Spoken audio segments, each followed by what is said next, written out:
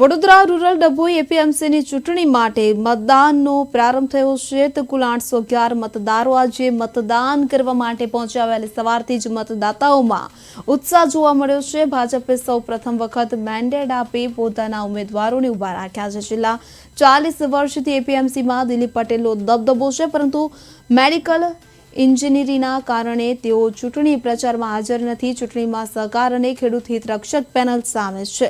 તો આવતીકાલે એપીએમસી ખાતે મતદાન ગણતરી થશે.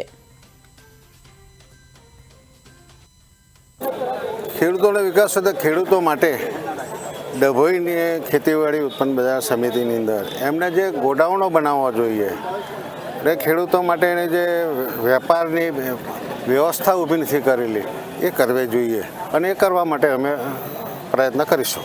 આમ તો એવું છે કે સંપૂર્ણ પેનલ અમારી વિજય બનશે એવો મને વિશ્વાસ છે. પડતો એમનો સપોર્ટ થશે અને બજાર સમિતિનો સંપૂર્ણ ડેવલપ થાય, વિકાસ થાય અને ખેડૂતોને સંપૂર્ણ વ્યવસ્થા ઉપલબ્ધ કરવાના હેતુથી અમને ધારાસભ્યશ્રીએ પણ ખાતરી આપી છે અને એ બેઉ સાથે મળીને આ પેનલની રચના કરી છે અને એમાં અમારી પેનલ વિજયી થશે એ અમને સંપૂર્ણ ખાતરી છે.